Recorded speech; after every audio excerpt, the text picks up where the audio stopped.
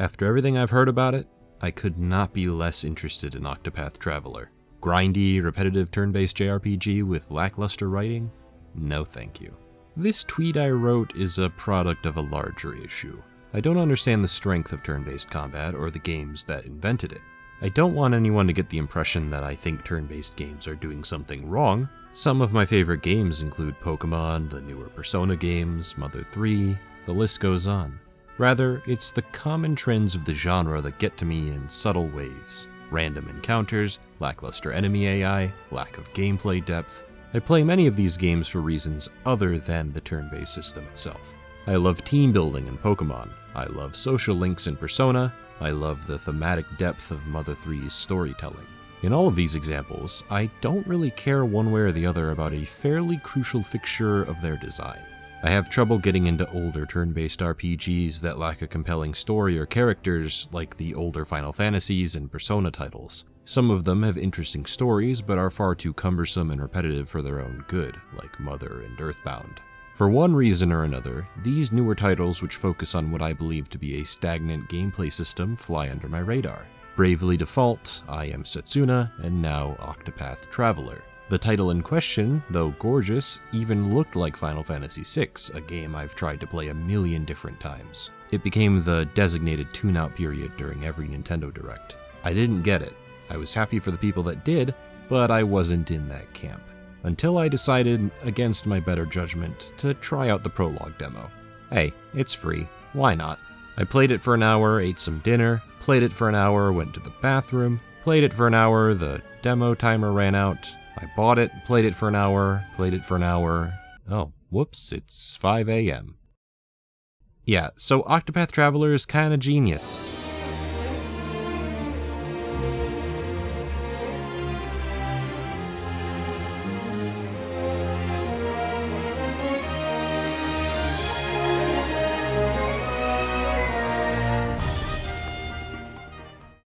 I have around 30 hours clocked, and while there's always a chance it will suddenly tank in quality like Bravely Default apparently did, I have no reason to think that it will, given what I've heard and read. My edgy middle school soul reached out, picked Therion as my first character, and the rest is history. While the beginning is admittedly slow, highlighting the somewhat repetitive chapter structure, everything unravels slowly but surely. More party members meant more stories, more areas, more music, more gameplay variety. Suddenly, it wasn't just the boss fights giving me trouble. Each enemy encounter was stressful. How should I break this enemy? When should I use the battle points I've accumulated? What do I use to defend against this oncoming party wipe?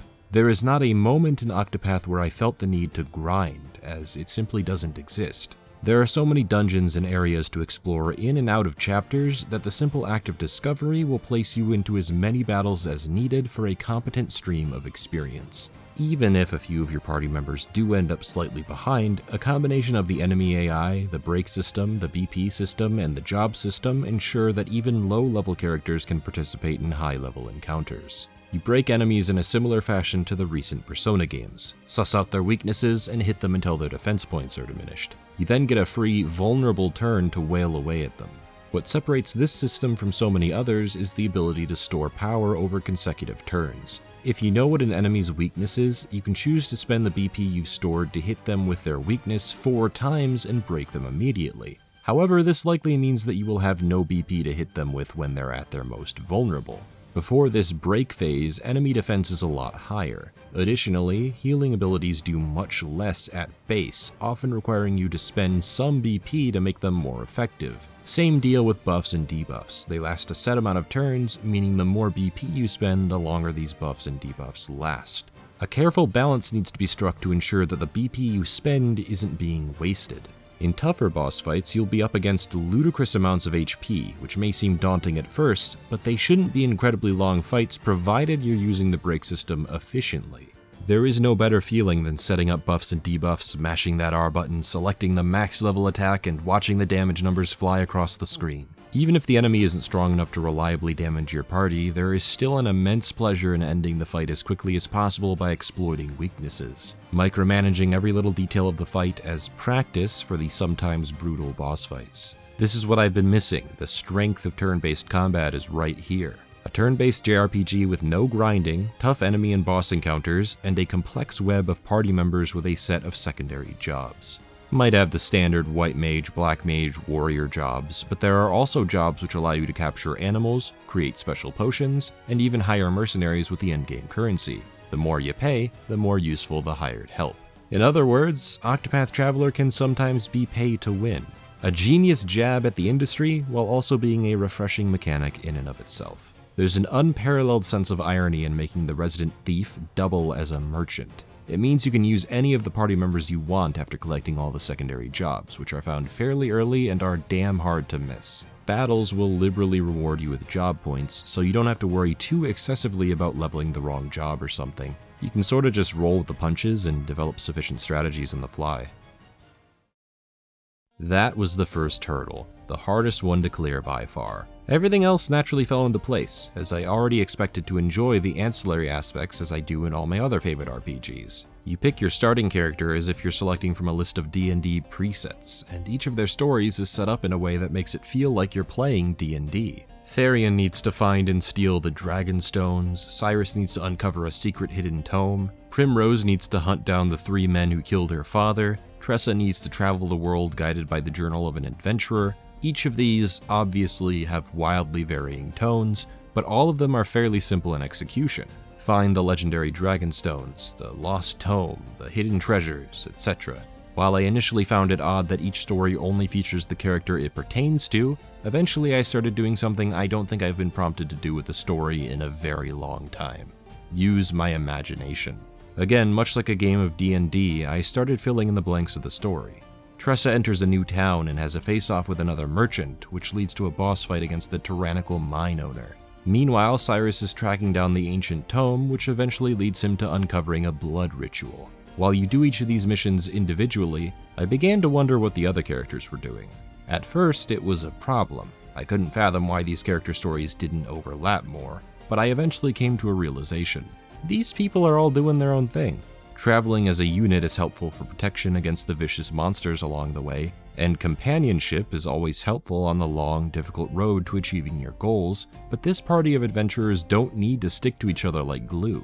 Maybe Therion goes to the bar for a drink, maybe Alphen stops to heal an injured civilian, maybe Ulbrich is challenged to a duel by a rival swordsman. When Tressa goes to confront the boss, that's when some of her friends decide to help her out, which forms whatever your current party is. Threaded along by the Tales-like character interactions you get in between cutscenes, which help to establish a rapport between specific characters. It allows you to fill in the blanks of the story using your imagination, and since everyone will have a different party composition, a different impression of each character, a different imagination, each playthrough will be radically different depending on the type of person you are. You might see this as a cop-out, a way to avoid writing a more complex web of character interactions. The reality is that it would take a lot of time and resources that I'm not sure would end up being realistic in the end. I prefer this approach, though it tends to stretch reason as a result. You need to initially get over the idea that Therion, the resident loner who outwardly expresses that he doesn't want help from anyone else, ends up traveling with 7 other randos. I got over it by imagining characters like Cyrus and Tressa follow Therion whether he likes it or not, and he begrudgingly accepts them because deep down, he really does value partnership. They feel like a real group of adventurers who have their own agendas but are willing to help each other out since they all have shared interests. It's the same reason I love the dynamic of the Straw Hat crew in One Piece, a family of adventurers formed by shared interests. I won't say I wouldn't have appreciated more party interaction. I am still looking forward to that rumored final dungeon which supposedly threads each story together. I'm already noticing that there are bits and pieces of lore thrown about that could eventually coalesce into a larger final threat. Therion's quest to obtain the Dragonstones is more about removing the shackle placed on him by Heathcote, and probably a larger quest for him to start accepting others. But since the importance of the Dragonstones is almost never stressed, you're left wondering what their importance really is. What is detailed in the tome Cyrus is looking for, and how is it related to the satanic ritual that was performed under the town? Who are the 3 men with the snake tattoos that Primrose is looking to kill? What was the Kingdom of Hornburg? Questions that never explicitly pop up within the stories themselves and allow you to once again flex your imagination. I'm so giddy to experience it all. I can't wait to explore more dungeons, look into some more random NPCs with elaborate biographies and lore dumps which lead to some outside-of-the-box puzzle solving during side quests. Path actions are a really unique way to interact with the world, and gives each NPC a purpose outside of flavor text. Each of them have a background description you can read into, a battle, a set of items you can steal or purchase, and an inevitable side quest they're linked to which you can solve by stealing the correct item, guiding them to the correct NPC, or gleaning the right information out of them. As a result, I was encouraged more than ever before to talk to every single NPC and learn everything I could about them. People have said in the past that doing this is the right way to play a JRPG anyway, but I was never incentivized to do so by the game itself. I just started doing it because people told me it was helpful, and even then I got tired of reading random flavor text that was occasionally game critical. In Octopath, I never stopped searching people's wallets, learning more about the town through NPC backstories, or fighting tough opponents to shove them out of the way and explore the hidden treasures inside a house they were blocking. I'm steadily working through every single side quest, some of which have recurring characters and storylines. That's something I would never do in even some of my favorite games like Xenoblade. Eventually, some of those kill X amount of monster quests would fall by the wayside. Octopath has me genuinely interested in a bunch of random NPCs, which is a crazy feat. Despite each area feeling like bog standard RPG fare, snow, desert, beach, forest, it is a world that I'm exploring, a world that feels real. Also, yeah, those are typical biomes, but never have they been explored in such excruciating, beautiful detail. I suppose the one thing I've been interested in from Jump was the art style, and I don't think it's disappointed anyone thus far. Final Fantasy pixel throwback crossed with a pop-up book environment design with real sand and snow particles. Oh my lord, I love it! The way the camera sways back and forth during battles, the way so many different songs can transition into a boss theme. I am Rufus, the left wing of the Crow. Now come, precious daughter of House Azelhart. I will send you to your father's side. Time for the main event. I am ready.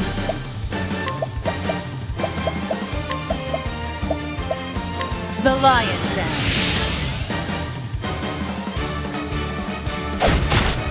I get goosebumps every single time. I'm not finished with it yet. In fact, I'd say I'm only a third of the way through it all. If this is a consistent level of quality throughout, I am in for a near month-long treat as I carefully explore each and every corner of the world and learn more about all 8 of these lovely characters and their little short stories. It's taught me to be a little less short-sighted, and, well, as I ended my initial tweet thread, after everything I've played of it, I could not be more enthralled by Octopath Traveler. A well-paced, complex turn-based JRPG with cute non-linear short stories, please and thank you.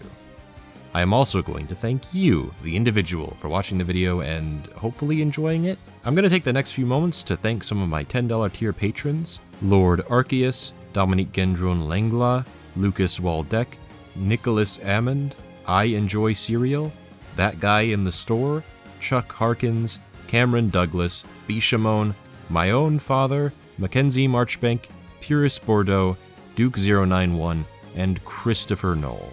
If you'd like to support me, I have a $1, $5, and $10 tier detailed in my Patreon. Only donate if you feel willing. Please discuss your own thoughts on Octopath Traveler in the comments based on pre-release material, what you've played so far, anything. Just have a nice discussion. I might even participate. My name has been King K, and I certainly hope you have some well-deserved fun today.